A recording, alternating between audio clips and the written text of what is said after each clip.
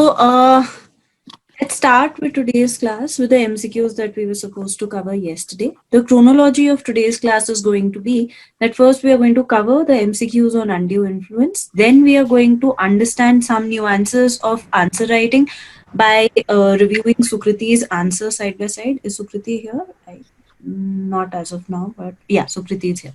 Okay, yeah. Then we'll look into some tips on answer writing, and finally we'll start with the topic of misrepresentation. Now, today's class is particularly going to be a class of anecdotes. There's a lot that I need to share with you with respect to today's concept also, and as well as answer writing as well. But before that, let's quickly go through our round of undue influence MCQs, which is nothing but essentially a summary of what we have learned in yesterday's class. So yes, I'll try my best to mark you. Let me open the chat section, or let's ask a team member to do it. Jyoti, would you like to mark everyone and give your answers as well? Don't do partiality with yourself, but just keep marking as to who is the highest scorer, because often while reiterating the question, I miss marking people, and I think if we have to make this exercise competitive, then we should not be missing upon that element. Okay. Oh, ma'am. So on that note, and you can mark yourself also, but just don't be partial.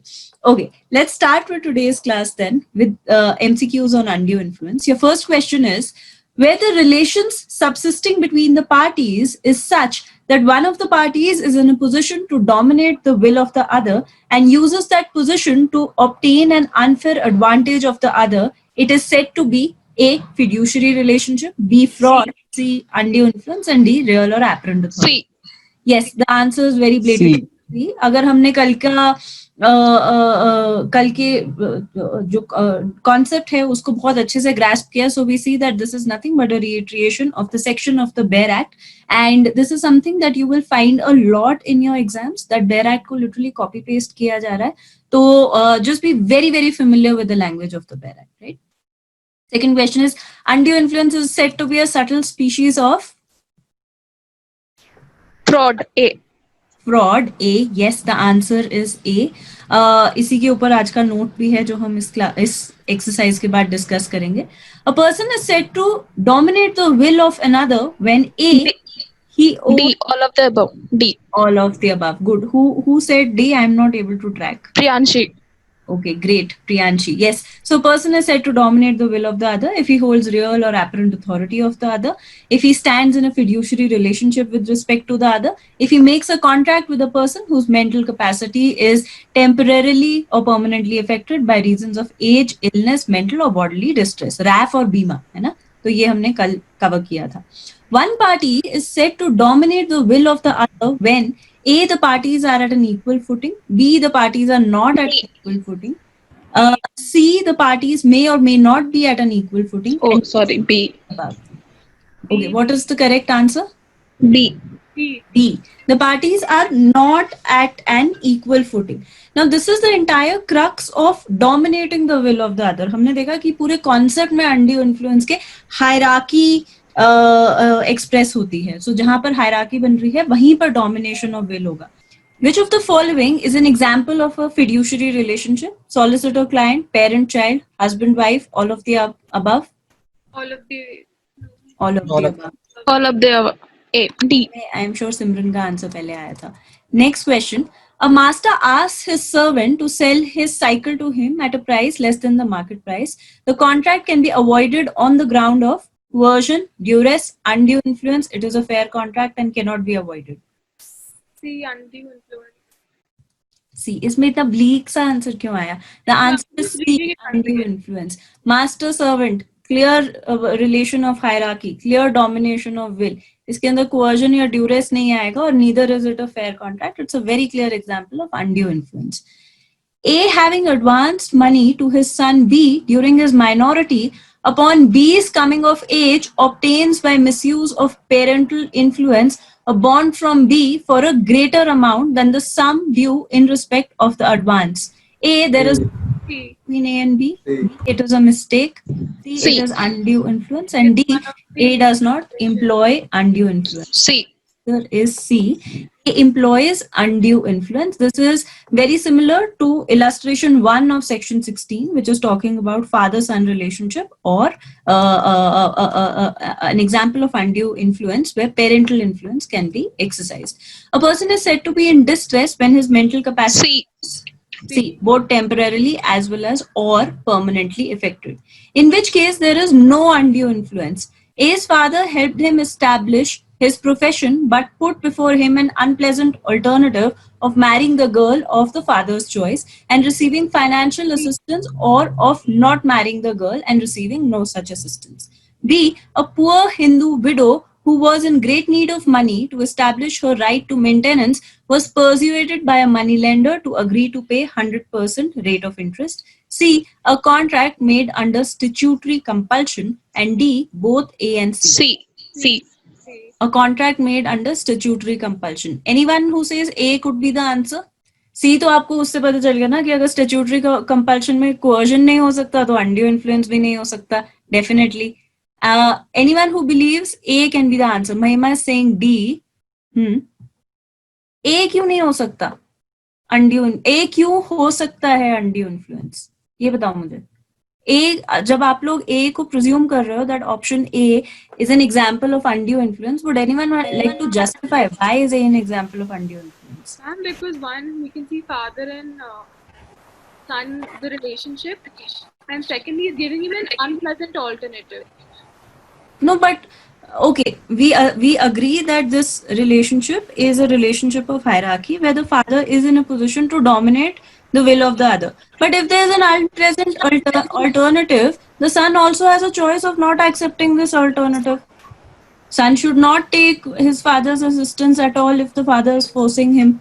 Isn't it more like a conditional contract that if you marry this person, I will give you my money, otherwise I will not give you money? Who is saying that the son is entitled to father's money at the first place? There is no such entitlement.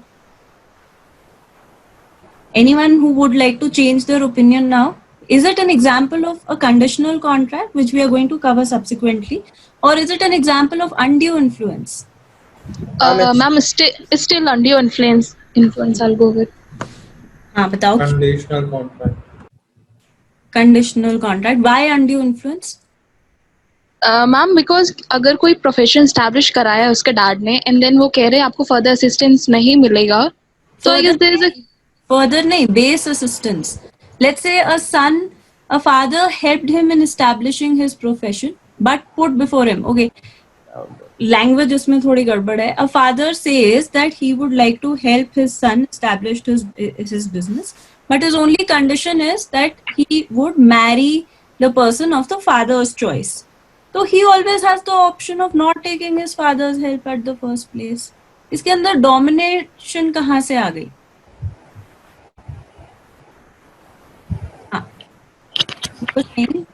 जो भी explain कर रहे थे कि undue influence क्यों है.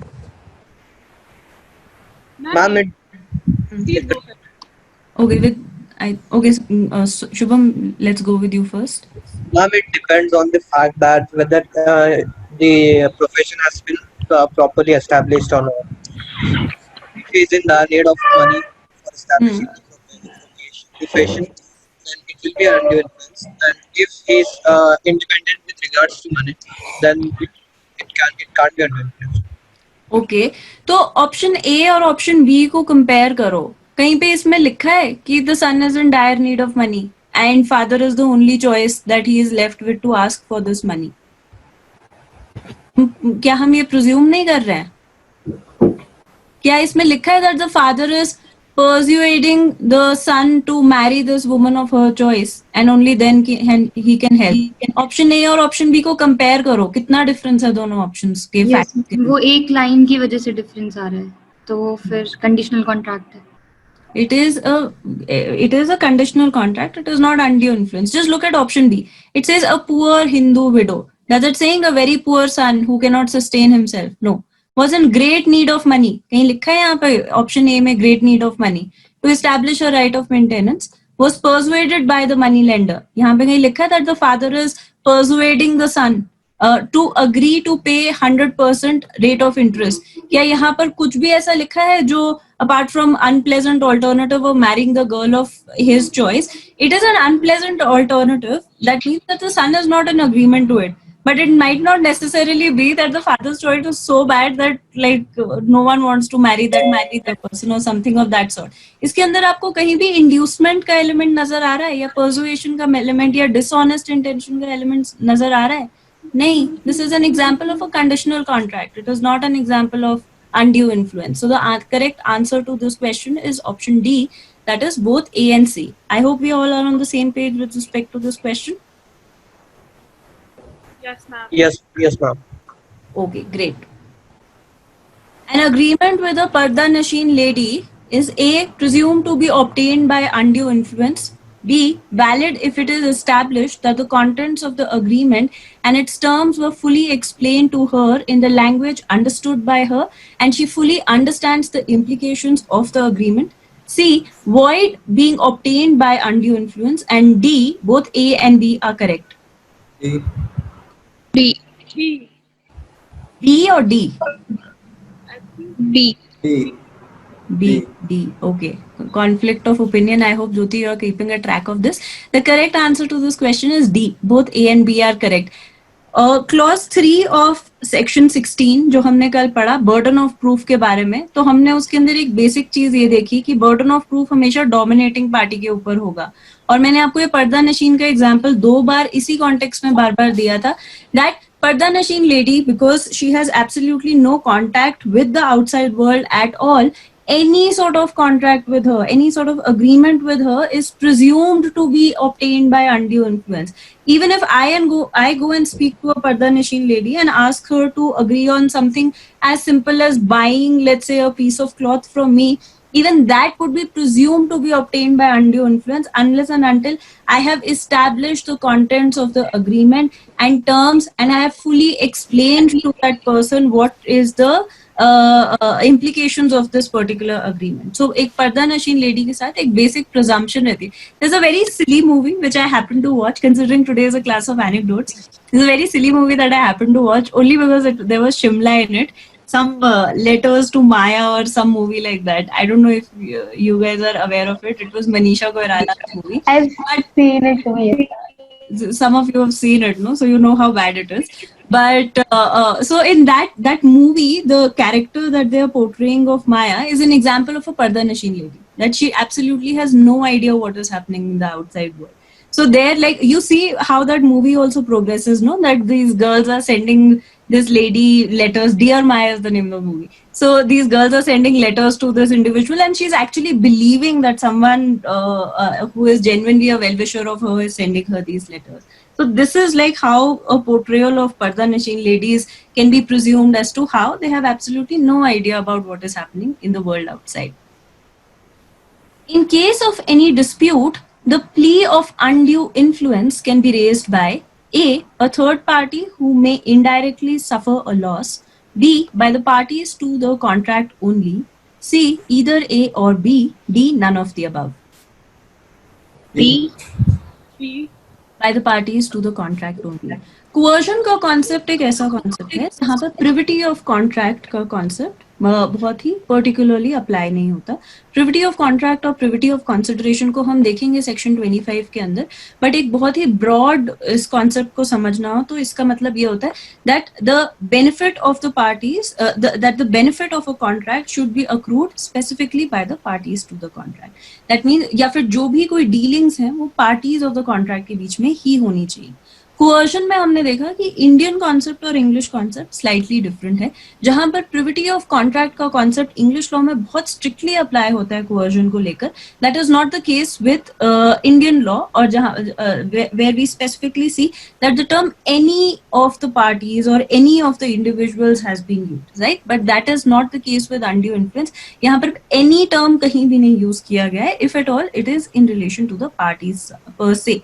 So any undue influence with respect to which a third party gets impacted would not be considered for the purposes of contract, and it would be specifically, a claim can be raised specifically by the parties to the contract only. Undue influence by a person who is not a party to the contract may make the contract C. C. Neither void nor voidable. Just from the explanation that I just gave you. A presumption of undue influence is raised in conscionable bargain, hard bargain, unconscionable bargain, both B and C. C. C. C. किसी के मन में B भी आ सकता है और किसी के मन में D भी आ सकता है. The answer to this question is C. उसका explanation आपको अगले question में मिलता है, which is an unconscionable bargain is one as A, no sane man not setting under a delusion would make. B, no honest man would take advantage of. C, made by an insane person. D, both A and B. D.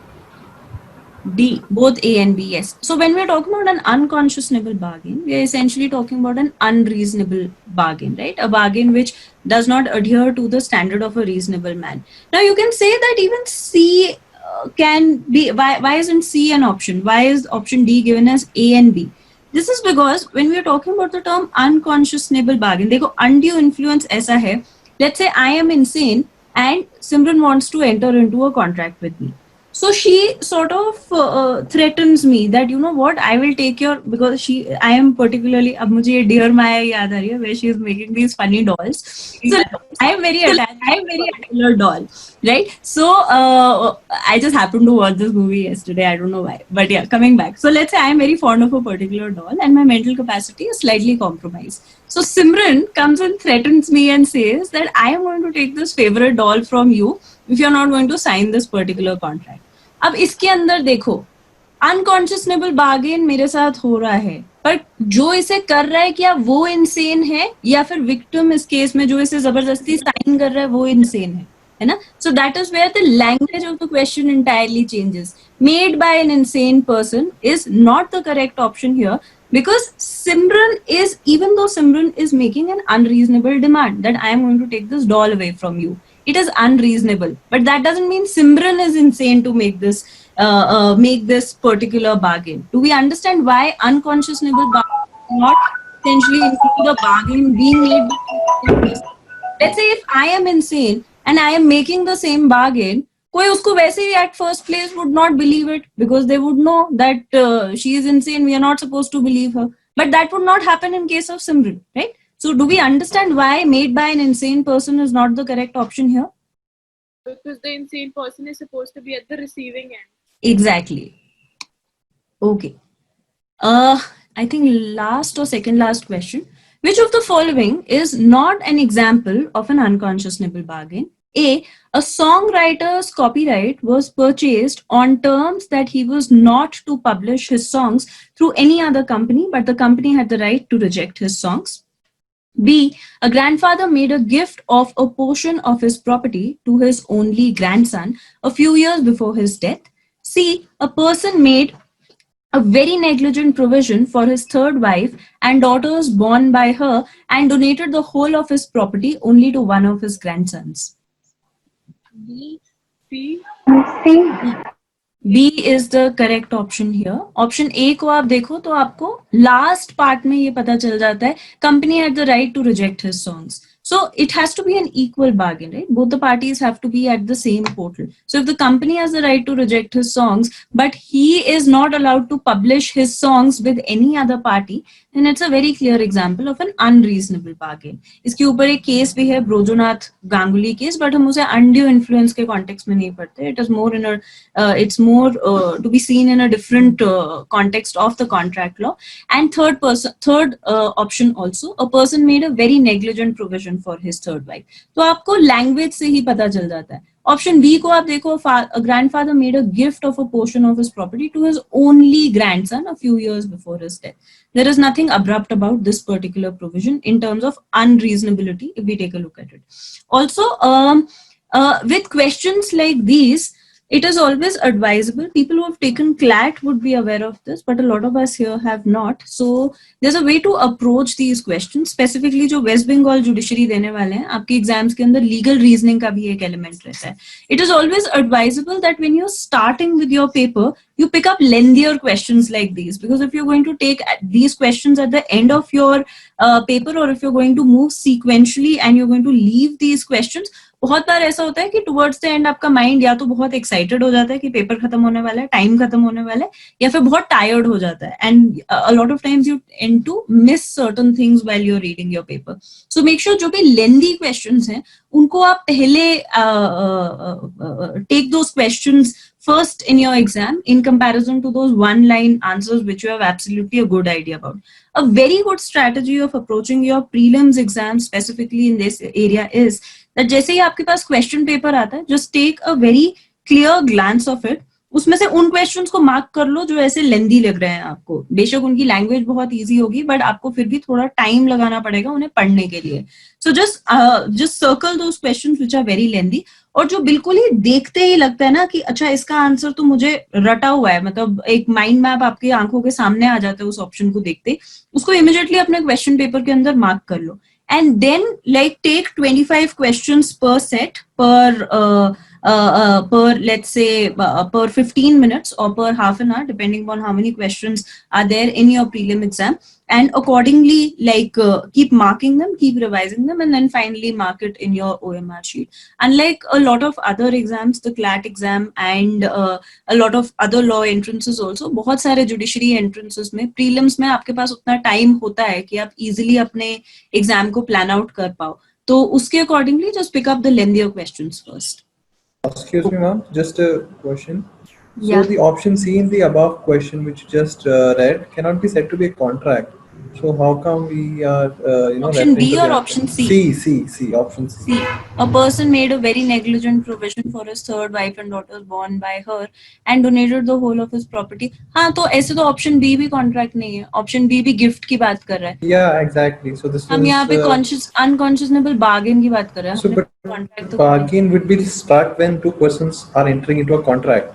This is just a unilateral type of contract. A person is just this is not donating a the whole contract. property. both No, I mean, B and C.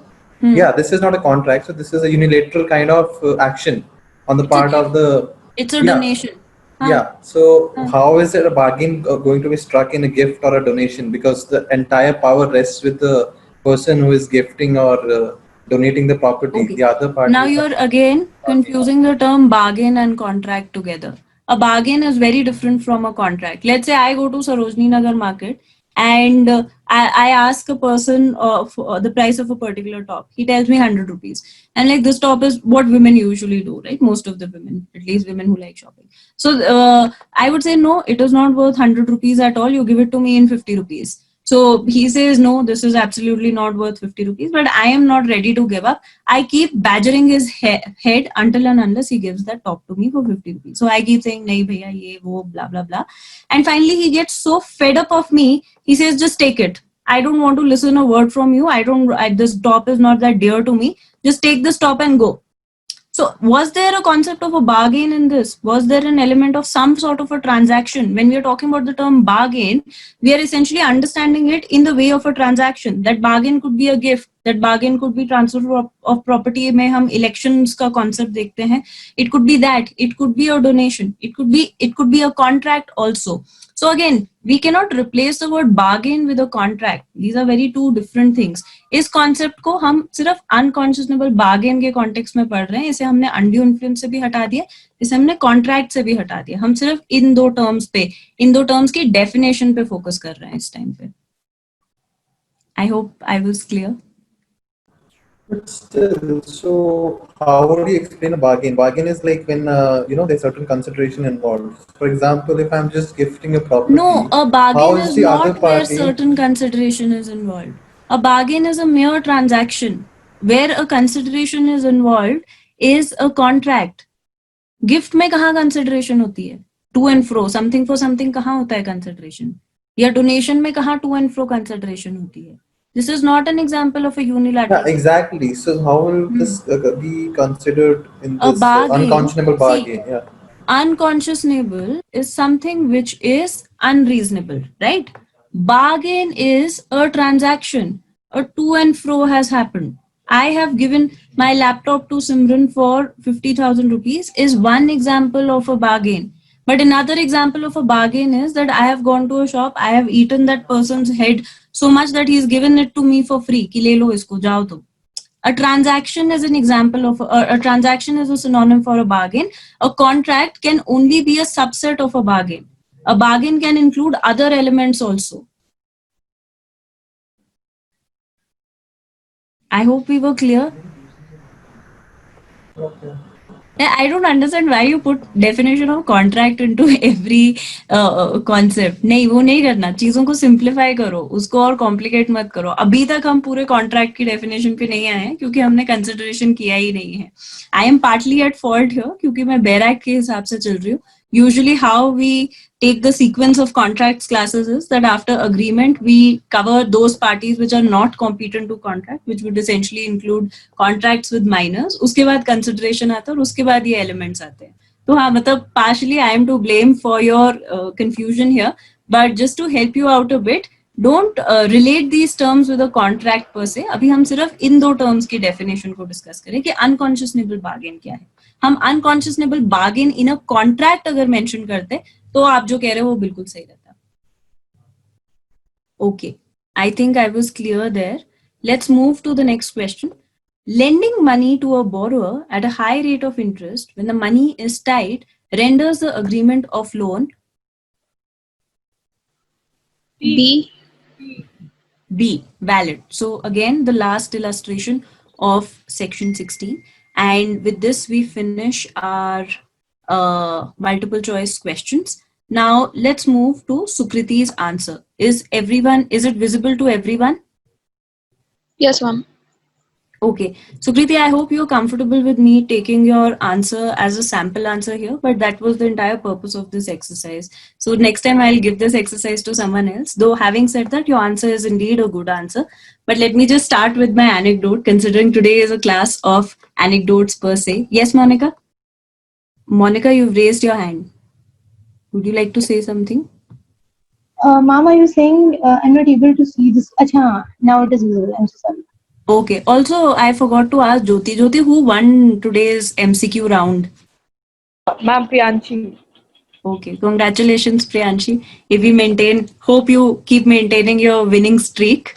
And Thank you, ma'am. yeah, let's continue with our exercise, our second anecdote. So this is a story which goes back to, no issues, ma'am, I would welcome. Okay, thank you, Sukriti. Yeah. Now let's go back to the year 2014. By then I was clear that I would like to teach people for competitive exams rather than myself prepare for competitive exams. And by then I had a decent exposure to answer writing, prelims, mains, interviews, and all those things. And this is the time when I was working with Career Launcher, preparing students for CLAT mostly. And it so happened that that they started. That was the time when Career Launcher ventured into UPSC exams as well.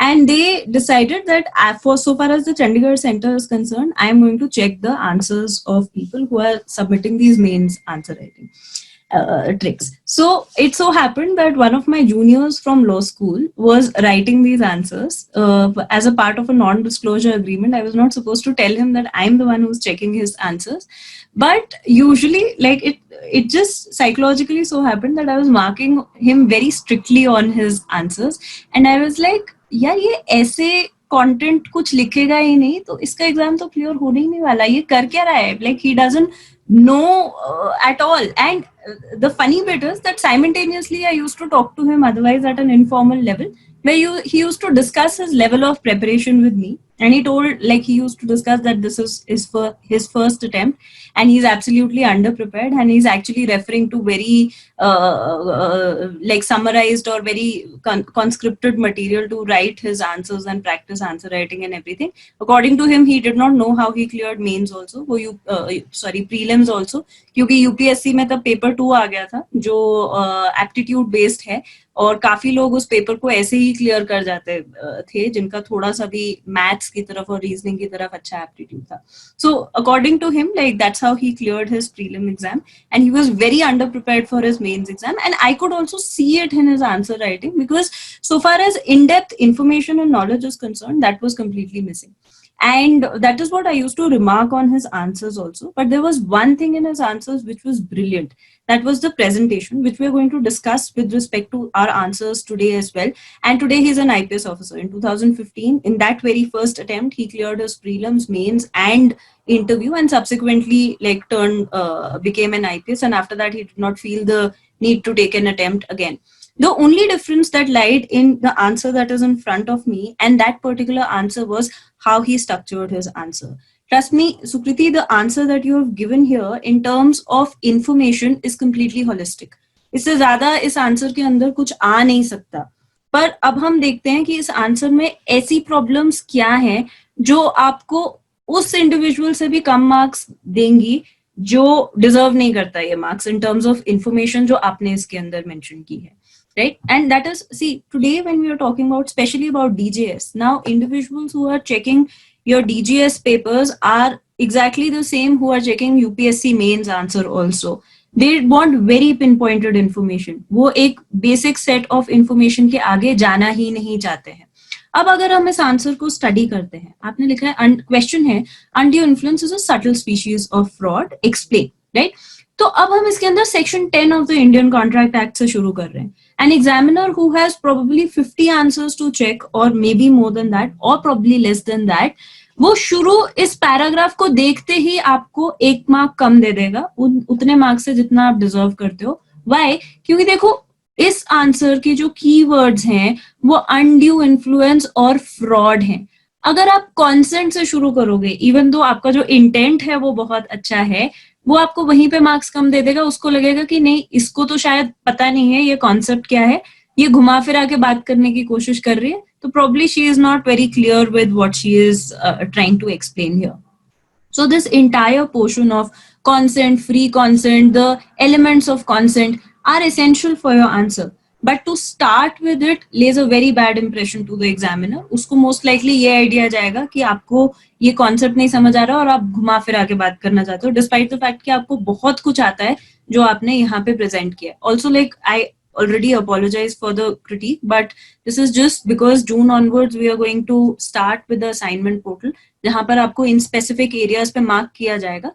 But just to give you an idea of how you're going to write your answers there, that's why I'm being a little harsh. I'm sorry, Sukriti, to put you in this position, but I think it's required for all of us here, right? And I think कोई और लिखता तो शायद इससे भी बुरा लगता, तो अपने आप को please उस standard पे मत judge करना. You're really good in terms of the information you've mentioned. So यहाँ पर introduction में हम इस basis पे मार खा जाते हैं कि हमने एक direct answer दिया ही नहीं है अपने introduction में. उसके बाद हम आते हैं undue influence पे, राइट? तो हमने इसके अंदर ठीक इंफॉर्मेशन दी. We have mentioned as per section 16 the essentials of undue influence are. ठीक है, हमने ये सारा पोर्शन ठीक से मेंशन किया. पर अब आप ये देखो कि आपने इस इंफॉर्मेशन को, क्या ऐसा नहीं है कि बहुत ही मैकेनिकल फॉर्मेट में रिप्रेजेंट किया है. बहुत सारे मेंस एग्जाम्स ऐसे हैं which are open book exams, आपको वहां पर बैरक प्रोवाइड कर दी जाएगी. तो वहां पर अगर आप इस इंफॉर्मेशन को ऐसे प्रेजेंट कर रहे हो कि सेक्शन 16(1) ये कह रहा है, इसके इंपॉर्टेंट पार्ट्स ये हैं, सेक्शन 16(2) ये कह रहा है, इसके इंपॉर्टेंट पार्ट्स ये है, जब ये प्रेजेंटेशन जो है, it is very similar to the language of the Bare Act, despite the fact that you probably have not referred to the Bare Act while writing this answer. But because its presentation is so similar, the examiner could again have an inclination of believing that you just opened the section and tried to copy paste it, because आपने अपनी language में इसके अंदर क्या explain किया है वो सामने नहीं आ रहा है. तो वो you have to, ideally the way you should have written this particular section of this answer would have been by connecting various dots. That again, section 16, the essentials of undue influence are dominating the will of the other. अब ये तो बताओ dominating the will of the other है क्या? Hierarchical relationship. Examples दो उसमें कि कौन सी ऐसी situations हैं जहाँ पे dominating of the will of the other का factor जो है वो आ सकता है. कौन सी ऐसी situations हैं जहाँ पे one party can outrightly be fraudulent towards the other party without the other party even having a perception of the same. right? Then dominating party uses their position to obtain an unfair advantage. Again, give an example there. It could be an illustration of the Bare Act also, because the Bare Acts that you get in your exams are devoid of illustrations and comments, but still, like, you have to make your example more illustrative than mechanical here. Even if you write section 16(2), इसको इन सारे portions को join करो, इस सारी information को बताओ कि ये कैसे कनेक्टेड है, बताओ कि कैसे a person who is in a position to dominate the will of the other is also a person who is holding real and apparent authority of the other. Again, give examples justifying what is a real authority and what is an apparent authority. Then again, fiduciary relationship. You've mentioned these terms, but you've not explained this. तो वो again, बेशक एक bracket में अगर time कम है तो bracket में ही mention कर दो fiduciary relationship, relationship of trust, but till the time you are not mentioning it, ये बिल्कुल ऐसे लगेगा कि शायद आपने बेयर एक्ट से प्रोविजन उठा लिया और यहाँ पर डाल दिया एंड आपकी कॉन्सेप्चुअल अंडरस्टैंडिंग लैकिंग है, जो कि एग्जैक्टली केस नहीं है, right? Okay, then again the same thing. तो यहाँ तक ये पोर्शन बिल्कुल ऐसा लग रहा है जैसे बेयर एक्ट में से कुछ कीवर्ड्स उठा लिए गए और इन्यूमरेट कर दिए गए. जो लिंक है आंसर का, जो क्वेश्चन मांग रहा है, वो अभी तक नहीं एड्रेस हुआ है इस पूरे क्वेश्चन के अंदर. Again then we come to fraud. तो आपने फ्रॉड के अंदर भी वही चीज की है, डिस्पाइट द फैक्ट कि जो फ्रॉड का प्रोविजन है वो तो बहुत ही ज्यादा डिटेल्ड है और अभी हमने वो डिस्कस नहीं किया है, बट आपने एक ब्रॉड डेफिनेशन यहाँ पर दे दी है और आपने intention of deceiving the other को मेंशन कर दिया है. यहाँ पर आइडली आपका एक लिंक आना चाहिए था कि फ्रॉड और अनड्यू इन्फ्लुएंस के अंदर कॉमन चीजें क्या हैं. There's one thing that we clarified yesterday also, which Monica very rightly pointed out: intention to deceive. Intention to deceive is both there in fraud as well as undue influence. The element of public policy that we discussed in section 19A, कि ऐसा क्यों है कि जजेस को ये authority या discretion दे दी गई है कि वो पार्शियली कॉन्ट्रैक्ट को वैलिड डिक्लेयर कर सकते हैं. Why? Because one party has been induced by the other party. उस पार्टी की बिल्कुल भी कोई गलती नहीं है, बिल्कुल ही जैसे फ्रॉड के केसेस में होता है. तो ये जो कॉमन एलिमेंट्स हैं, ये डिस्पाइट द फैक्ट कि आपने अलग अलग मेंशन तो कर दिए हैं, intention to deceive the other, induce them to enter into a contract, ये हमने मेंशन तो कर दिया, पर आपने वो लिंकेज नहीं दिखाया इन दोनों के बीच में. That is what is again going to help the examiner to take away marks from you. Again फिर आपने इफेक्ट और of undue influence and fraud बताया, बिल्कुल ठीक है वो, पर again it's a very mechanical explanation that both undue influence and fraud renders a contract voidable at the option of the party where the consent is so caused. Again, just the language of the Bare Act has been reiterated here. When you are talking about both fraud and undue influence are rendering a particular contract voidable, you have to mention why it is rendering the contract voidable. Why it is so that at the option of the party, the consent can be taken at a later date, if not at the same point of time. तो ये सारी चीजें again जो मैंने वो public policy वाला element mention किया, वहां पर आपको ये चीज डालनी चाहिए थी. फिर आप एग्जैक्टली आते हो क्वेश्चन के पॉइंट पे. मतलब 2 पेजेस के बाद एग्जामिनर को अब पता चलेगा कि आपको पता है आप क्या बोलने की कोशिश कर रहे हो. जो आपके इंट्रोडक्शन में आना चाहिए था वो एसेंशियली आपने कंक्लूडिंग सेक्शन में डाला है. And trust me when I से दिस, आपका एग्जामिनर शायद इस पेज तक पहुंचे ही ना, वो उससे पहले ही आपके आंसर को एक एवरेज मार्क देकर खत्म कर दें कि मतलब probably this person is beating way around the bush and there's no need of just giving this person as many marks as he or she should deserve. And whereas किसी और individual को जिसको probably ये पूरे elements, ये पूरा इसको तोड़ के कैसे समझना है, इंटेंशन कहाँ पर आता है, इंड्यूसमेंट कहाँ पर आती है, जो इंडिविजुअल को ये सारी चीजें भी नहीं पता होंगी, which is very well the case of my junior and my student and like a junior officer at this point of time. वो सिर्फ ये करता था, वो सिर्फ इस केस को मेंशन कर देगा और इसके आगे he would just bring in some points where he will just write something. But examiner इस केस को देखकर ही, और वो जो दूसरा केस त्रिभुवन दास वाला आपने डाला है, दैट्स त्रिभुवन दास ओनली ना, या त्रिभुवन दत्त, वो वाला जो केस आपने डाला है, इन 2 केसेस को देखकर ही एग्जामिनर को पता चल जाएगा that you know everything and they will give you the entire marks. So see the structure of your answer. सबसे पहले तो आपके मार्क्स कटेंगे आंसर की स्ट्रक्चरिंग पर ही, फिर आपके मार्क्स कटेंगे not being to the point पर, क्योंकि ये इन्फॉर्मेशन जो इंट्रोडक्शन में आनी चाहिए थी ये आप कंक्लूजन में डाल रहे हो. तो जब तक या एग्जामिनर को पता चलेगा कि आपको एक्चुअली कॉन्सेप्ट आता है, तब तक उसका माइंड, उसका जो कॉन्फिडेंस है आपके आंसर के ऊपर से वो उठ चुका होगा. So yeah, and then again finally you conclude that जो भी distinct grounds and everything.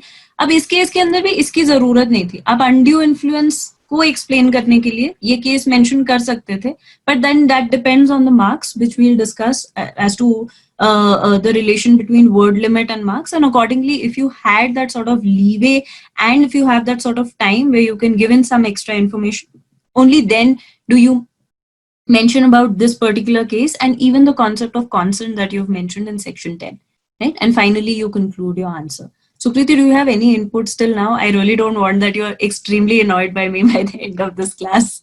No, ma'am, I rather welcome your feedback because I have been going wrong in various mails that I've written. Especially in Delhi, we have so many questions, around 18 in criminal law, and Yes. almost all of them are based on cases.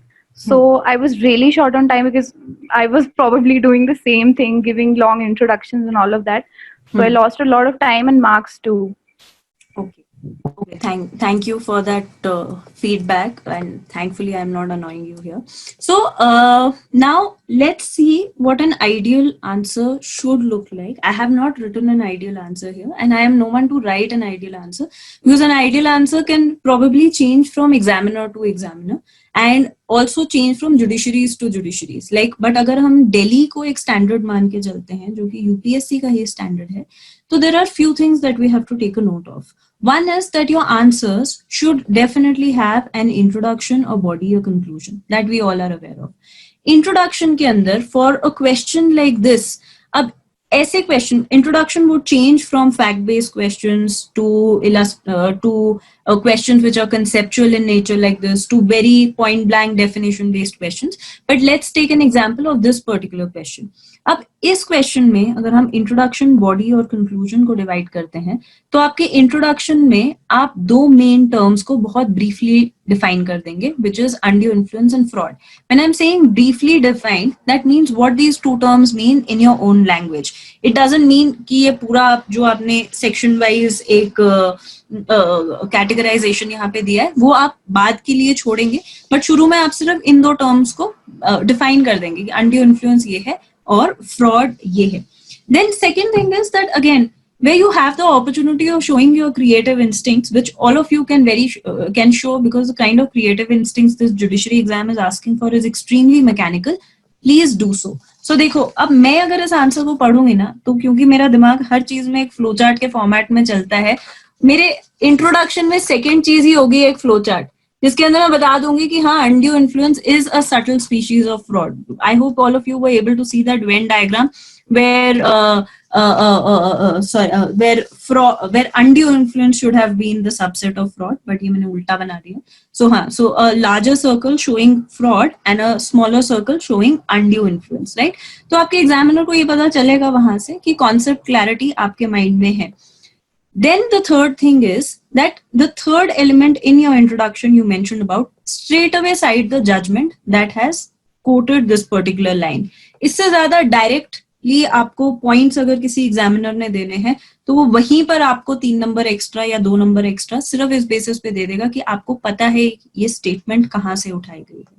कई बार ऐसा होता है that people don't even, there are some tricks also. So sometimes if you have happen to attend coaching institutions and classes from other coaching institutions, they would deliberately tell you कि चिट्टी को site करो, justice Bhagwati को site करो constitution के अंदर. कई बार because they know कि लोगों के तुक्के लग जाते हैं ऐसा करते हुए, बट जहां पर आपको एग्जैक्टली पता है कि ये स्टेटमेंट कौन से केस में डाली गई है, that should be a part of your introduction itself. A lot of times, even in fact-based questions, you will see that excerpts from judgments have been directly picked up. And we are going to discuss these questions as we come to the various topics. So there again, like wherever you know that this particular judgment has been taken, this particular excerpt has been taken from a particular judgment, immediately cited. That's exactly the reason why I'm mentioning these cases in classes. या constitution के अंदर भी, मतलब मैं सिर्फ आपको कई बार सिर्फ ratios बता देती हूँ. I don't get into too much facts and details because ये चीजें हैं जो आपको extra points देते हैं. तो introduction के अंदर briefly introduce fraud and undue influence in your terms बहुत ही सिंपली, जो आपको लेमैन लैंग्वेज में लगता हो कि फ्रॉड और अनड्यू इन्फ्लुएंस क्या हो सकता है, dominating the will of another, deceiving intention and all those things. Immediately in the second line try to show as to how you feel that this particular sentence is correct. Now when you are talking about, अब देखो इसके अंदर various terms जो आपके answer के बाद भी आती है ना, क्वेश्चन के बाद आती हैं, वो भी मैटर करती हैं. एक्सप्लेन, क्रिटिकली एग्जामिन, डिस्कस और एनालाइज. तो जहां पर एक्सप्लेन लिखा है वहां पर it means they just want a description of it. They don't want you to go against the statement. They don't want you to analyze the statement. They just want you to be very descriptive about it. और इसके बारे में जो कुछ भी है आप वो वहां लिख दो. तो अगेन यहाँ पर आपका जो वेन डायग्राम है वो शुरू में ही आ जाएगा, तो आपको बहुत ज्यादा एक एग्जामिनर को अच्छा इंप्रेशन देगा. इंट्रोडक्शन के 3 पार्ट्स हो गए, definition, Venn diagram and then judgment. Now in your body you start framing the concepts point wise. Your headings are very important here, which you have mentioned Sukriti, but headings जो आपकी हैं वो section 10, free consent, section 16 ऐसे बात कर रही हैं. Headings आपकी जो होनी चाहिए वो इतनी इंपॉर्टेंट होनी चाहिए कि एग्जामिनर को बॉडी पढ़ने की जरूरत ही ना पड़े. तो आपकी हेडिंग्स इसके अंदर ऐसी हो, why is undue influence and fraud overlapping, और undue influence overlapping concepts colon undue influence fraud, right? तो उसके अंदर आप मेंशन करो because of lack of consent. तो ये आपका पूरा जो lack of consent का explanation जो आपने यहाँ मेंशन किया है वो सारा आ जाएगा.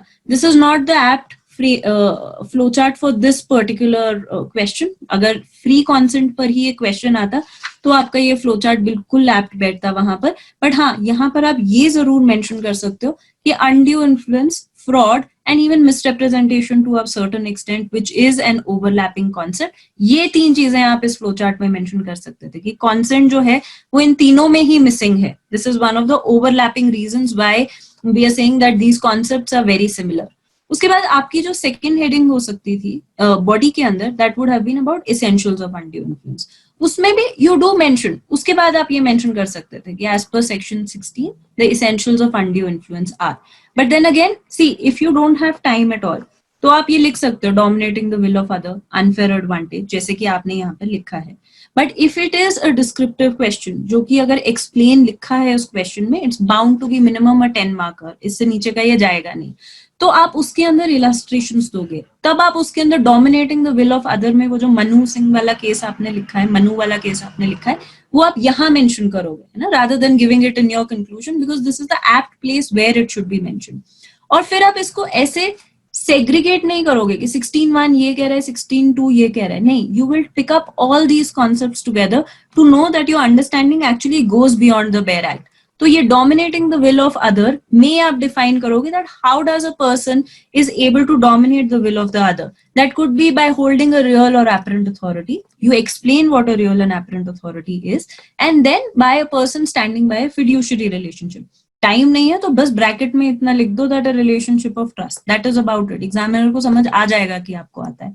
पर जहां पर आपने इतना सब कुछ लिखा भी और एग्जामिनर को आपकी अंडरस्टैंडिंग नहीं रिफ्लेक्ट हो रही है, वहां पर you can imagine to get average marks only and not a mark above, despite the fact कि ये सारी इंफॉर्मेशन सेम है, सिर्फ और सिर्फ प्रेजेंटेशन के अंदर मार्क्स डिफर होंगे. Right? So in your body, your second point would be regarding essentials of undue influence. Your third point would be regarding essentials of fraud. Then again, you would talk about why these concepts, again, you will reiterate your point of ये overlapping concepts है, तो ये overlapping concepts क्यों है, इसके अंदर आप mention करोगे कि dishonest intention होती है, इसके अंदर आप mention करोगे कि inducement है, and finally, like I am picking up your headings only, but I am just sort of modifying them.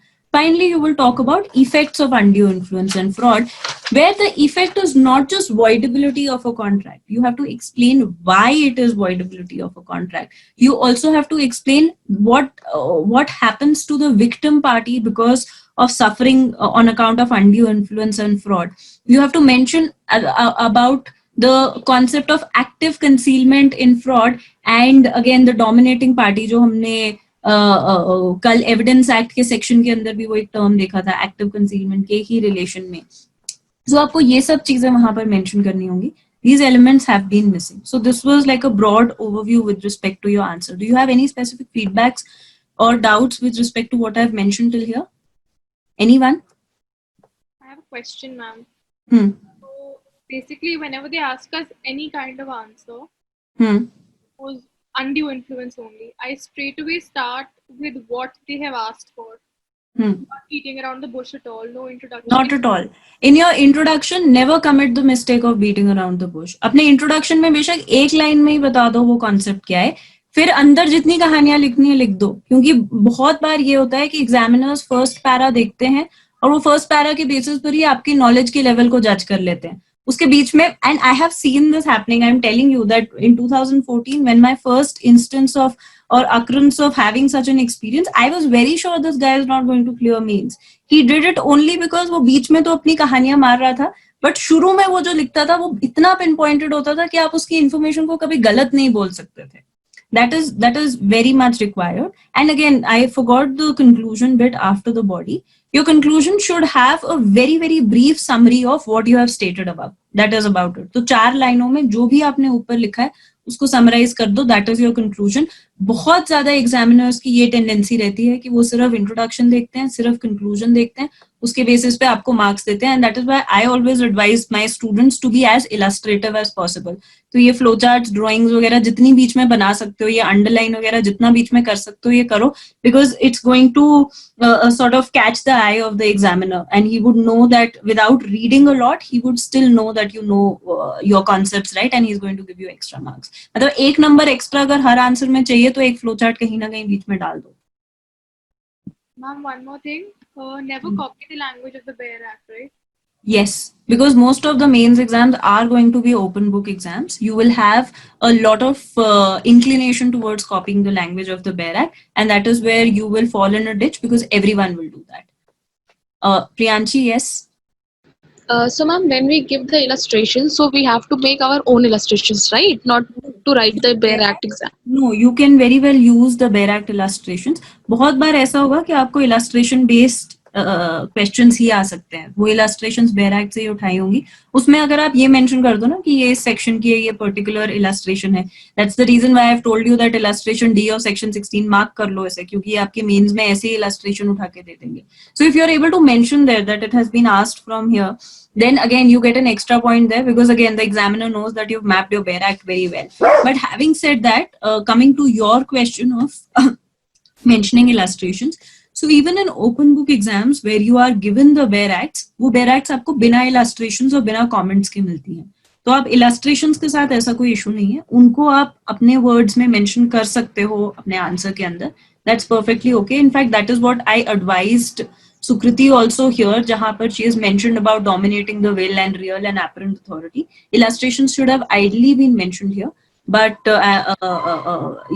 so but otherwise like you can mention your Bear Act illustrations, उसमें कोई issue नहीं है. पर जब आप language लिख रहे हो ना Bear Act की, तो उसको थोड़ा और illustrative बनाओ. अब देखो, how would an examiner know what do you mean by real or apparent authority, whereas you know what a real and apparent authority is?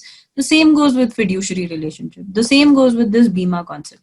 Examiner को तो ये सिर्फ तब समझ आएगा ना जब आप illustrations के through mention करोगे.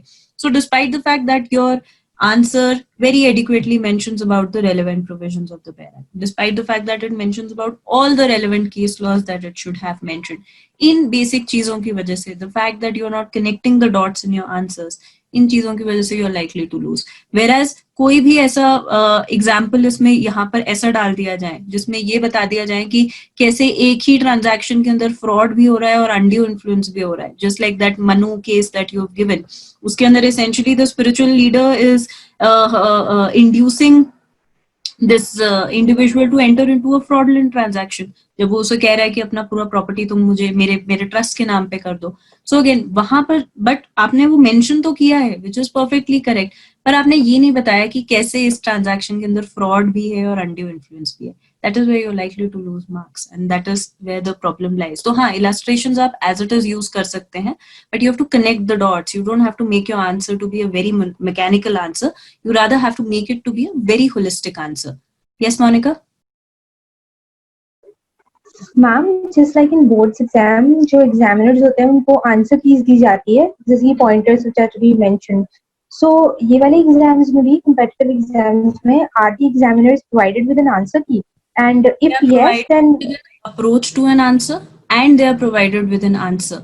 in the approach they will see, and this is the methodology that we are trying to follow with our assignments as well, that for evaluators who are going to check your assignments, they're going to follow a particular approach, and on the basis of that approach they will follow they will check the body of your answer. Approach में usually ये होता है कि examiners को बताया जाता है कि introduction में क्या होना चाहिए, बॉडी में क्या होना चाहिए, कंक्लूजन में क्या होना चाहिए, और कौन से ऐसे बेसिक कॉन्सेप्ट्स हैं. जैसे अगर एग्जामिनर को अप्रोच दिया जाएगा तो उससे ये जो राजस्थान हाईकोर्ट और दत्त वाला केस है ये डेफिनेटली कोट कर दिया जाएगा, और मतलब उन्हें बताया जाएगा कि आंसर के अंदर इस चीज को ढूंढो. तो हाँ, आंसर की एक स्टैंडर्ड, एक यूनिफॉर्म स्टैंडर्ड मेंटेन करने के लिए neither are the not just the examiners are given a sample answer, they are also given an approach to an answer.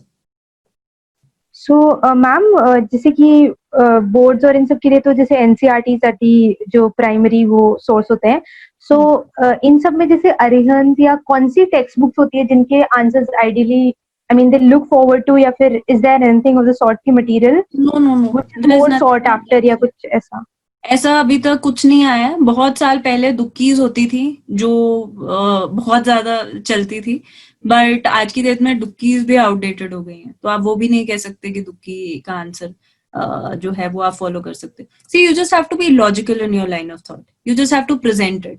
If you feel कि मुझे घोट कर कुछ पिला दिया जाएगा और मैं वो चीज वहां वॉमिट कर आऊंगा या आऊंगी और मुझे मार्क्स मिल जाएंगे, वो नहीं होगा. It is just that you have to reflect the clarity of your answer. So there are no guides as of now. Yes, long time back there were दुक्कीज एके जैन की, बट आज की डेट में वो नहीं है. मतलब आज की डेट में आप सोलली दुक्कीज पे नहीं डिपेंड कर सकते हो. So I would just say that again, हमने जैसे पूरा अनड्यू इन्फ्लुएंस का कॉन्सेप्ट कल रिवाइज किया है, एक बार उस लेक्चर को फिर से जाके देखो, एक बार अनड्यू इन्फ्लुएंस पे अपना नोट पढ़ो क्या है वो, और फिर से इस आंसर को लिखने की कोशिश करो. I am sure there would be a stark difference after our today's discussion, and I would encourage all of you to do that. Though I don't have, to be very frank, right now I don't have the time to be able to check all your answers, but we are building a process in place so that we have evaluators who follow a certain methodology to be able to check all your answers. But I'd still encourage all of you to refer to yesterday's lecture and refer to this particular answer and see as to why there should have been more information here, or it should have been presented in a different manner. Swagata is raising his hand. Yes, Swagata. Yes, ma'am. So I was asking what should be the appropriate length for an answer? Like for 15 marks, how long should it be? I'm going to discuss this. Before that, there's any other question? Ma'am, who corrects these papers? Professors of various law colleges. So for DJS, you can expect DU professors or of any government law college professors to check these questions. And trust me, they get like very little money. They get around in 2012, they used to get like $70 to correct one answer for UPSC. So you can imagine how frustrated they might be to check these answers. So that is why you have to make these answers so appealable that they should be interested to read your answer. Ma'am, if DU teachers are correcting answers, then they barely read also. Yeah, they don't read. These are college professors who are reading. तो इसलिए हमने अपने answer को बनाना ही ऐसे है कि सामने वाला इंटरेस्टेड हो इन आंसर्स को पढ़ने में. Okay, any other question till here? So in ILS, there's a similar pattern of term and exams, and students usually write the synopsis of the answer in the beginning. So can we write that thing in our answer in this? Again, in your introduction that will happen, right? In your introduction, जो भी आपके answer के अंदर basic concepts discuss होने वाले हैं, जैसे इस पर्टिकुलर आंसर में अनड्यू इन्फ्लुएंस और फ्रॉड है, तो आप अपने इंट्रोडक्शन में जैसे आप साइनॉप्सिस की बात कर रहे हो, तो हाँ, एक तरफ से वो साइनॉप्सिस ही है. जैसे इस आंसर में ही मैंने आपको एक एलिमेंट ऐसा है जो 2 बार रिपीट करने को बोला, which was overlapping concepts between undue influence and fraud. So yes, up to a certain extent you are right. Actually आपकी इंट्रोडक्शन में और आपके कंक्लूजन में यही होता है कि आप जो अपनी बॉडी में इंफॉर्मेशन को रिट्रिएट करने वाले हो या डिस्क्रिप्टिव वे में एक्सप्लेन करने वाले हो, वो आप अपने इंट्रोडक्शन और कंक्लूजन में बहुत ही ब्रीफली मेंशन कर दो. And this is particularly for lengthy answers. I will tell you what ideally the word limit should be for each answer, but yes, you are right, it can be in the form of a synopsis, but don't highlight it as a synopsis. तो यहाँ पर let's say answer आपने लिखा और आपने लिखा synopsis of the answer और फिर आपने लिखना शुरू किया, या आपने लिखा introduction to the answer as a heading आपने दे दिया और फिर आपने लिखना शुरू किया. नो, हमें इतना मैकेनिकल नहीं बनाना है अपने आंसर को, हमने अपने आंसर को सिर्फ ऑर्गेनाइज्ड बनाना है. सो हाँ, this is one of the methods you can approach to an answer, that in your introduction only you explain the keywords, you explain very pinpointedly as to where in this case where the statement has been picked up, या फिर अगर कोई question की illustration है तो आप बताओ कि ये कौन से section की illustration है, or just go near about it if you don't exactly remember what that term is, but and then you get on to the descriptive bit in the body of your answer, so that if even if the examiner feels extremely frustrated to go through that bit, he or she still feels like giving you marks for a very very direct answer, right? Okay. कुछ चीजें होती हैं इनके अंदर, जैसे अपने introduction में keywords explain कर दो. इमीडिएटली अगर कहीं पे कोई फ्लो चार्ट या वेन डायग्राम बन सकता है उसको बना दो. इमीडिएटली अगर आप कॉन्स्टिट्यूशन के साथ एक लिंक निकाल सकते हो किसी भी आंसर के अंदर, निकालो. Trust me, they give you free points for this. I have over the series of all these Law Seekho webinars that we have conducted with so many experts till date on judiciary, everyone has this one uniform thing that जहां पर भी constitution के साथ link जिस भी answer के अंदर निकल सकता है उसको निकालो, because examiners get very impressed by a very good hold over the constitution. आपने अपने juris के सब lectures में देखा है कहीं ना कहीं constitution के प्रोविजंस के साथ लिंक क्रिएट किया जाता है, या फिर जब हम कॉन्स्टिट्यूशन भी पढ़ रहे हैं हम कई बार उसे सीपीसी के साथ लिंक करते हैं, जनरल क्लॉजेस एक्ट के साथ लिंक करते हैं. So these are the things that the examiners are looking for, कि एक मैकेनिकल अंडरस्टैंडिंग से ज्यादा आप कितनी लेंथ और कितनी डिस्क्रिप्शन में जा सकते हो. तो ये सब चीजें अपने आंसर्स के अंदर शुरू में ही, इंट्रोडक्शन में ही दे दो. फिर बॉडी को जितना डिस्क्रिप्टिव बनाना है बनाओ, पर एडिक्वेट हेडिंग्स दे दो साथ में, ताकि वो हेडिंग्स देखकर ही एग्जामिनर को लगे कि अच्छा मुझे बॉडी पढ़ने की जरूरत नहीं है, जो इसने लिखा है वो ठीक ही लिखा होगा. और कंक्लूजन में just reiterate what you have mentioned in your body in 4 lines. That is about it. Conclusion लिखने का टाइम नहीं है तो एक लाइन में लिख कर दे दो, that would be sufficient. But just make sure कि इतने स्ट्रक्चर में आपका आंसर डिवाइडेड है, introduction, body and conclusion. Now, I'll just summarize these answer writing tips. One thing, that your answer is supposed to be holistic. It is supposed to be complete. It is not supposed to be just a set of information which has been mechanically presented. Second is, please try to write your answer in bulleted points with adequate headings. These headings are going to fetch you a lot of marks in your body per se. That does not mean that you point out the introduction and the conclusion bit in separate headings. आपके introduction और conclusion general हो सकते हैं, पर जो आपका body है वो bulleted points में with adequate headings definitely होना चाहिए. Now, each bullet point that you're making, make sure that the question is in sync with the basic structure. Make sure that your bulleted points are in sync with the basic structure of the question, right? तो जैसे वही the same thing, undue influence and fraud इसमें हम ले रहे हैं, तो इसके अंदर बहुत ही set headings आएंगी. Important elements or essential elements of undue influence, essential elements of fraud. Why is undue influence a subtle species of fraud? Overlapping concepts between undue influence and fraud. Anything extra that is left, mention it in your last point. तो ऐसे 4 या points में, 5 points में आपका पूरा answer summarize हो सकता है, right? Now, use as short sentences as possible. This is one thing that Sukriti has definitely done here. She's used very short sentences, which is very good. But the only thing that has gone missing here is that जहाँ पर explanations की जरूरत थी, जहाँ पर terms को elaborate करने की जरूरत थी, वहां पर वो point missed रहा. Now, so far as the word limit is concerned, you can take a note of these. For 5 marker answers, please don't go beyond 150 words. Anything which is less than 5 marks has to be summarized in a maximum of 100 words, which essentially means half a page. A4 size sheet अगर हम ले, तो anything which is less than 5 marks can be summarized between half to a quarter of a page. That is about it. For a 5 marker, your answer has to be 150 pages, which is approximately one side of the sheet. For a 10 marker, it has to be 250 words. And finally, for a 15 marker, it has to be 350 words. इससे ज्यादा आपका नहीं जाएगा. Gone are the days जब आप बहुत सारी sheets लिख देते थे and आपको सिर्फ sheets के जितनी sheets आपने fill की हैं उनके basis पे आपको marks मिलेंगे.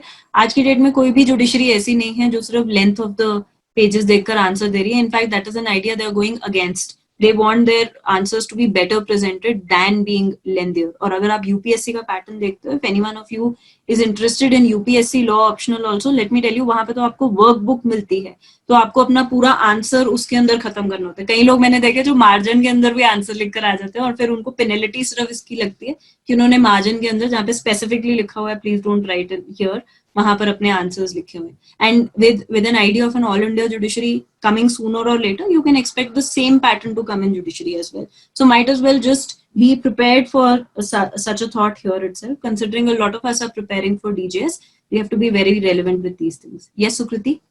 Ma'am, even this workbook thing that you're talking about, it's Hmm. there in Rajasthan and UP. So Right. in Rajasthan, when I gave the mains, there were questions that were of the same weightage, but they Hmm. wanted specific length the answers. So a question that was a 10 marker, one had 4 pages for it, and the other one just had 1.5 page for it. So they already know what या so you know a standard word limit to follow ना. मैंने आपको एक restricted limit तो दे दी है कि कुछ भी 5 मार्क्स से नीचे का है 100 वर्ड्स में उसे खत्म करो. 5 मार्क्स तक का है 150 वर्ड्स, 10 मार्क्स का है 250 वर्ड्स और 15 मार्क्स है 350 वर्ड्स. अगर अपना ये स्टैंडर्ड रखोगे तो कोई भी जुडिशरी का एग्जाम आप दे रहे हो उसके अंदर आपको ज्यादा मेहनत नहीं करनी पड़ेगी, क्योंकि इसी पैटर्न पे अगर आप प्रैक्टिस करोगे, so by the time you will write your actual answer in your final exam, it will be a very easy process for you, and then information would just flow, which is our ideal aim. Okay guys, so this was my monologue. I wanted to discuss 2 anecdotes, one on fraud and misrepresentation as well, but it seems like I'll have to get over with one only because we've already overshot our time.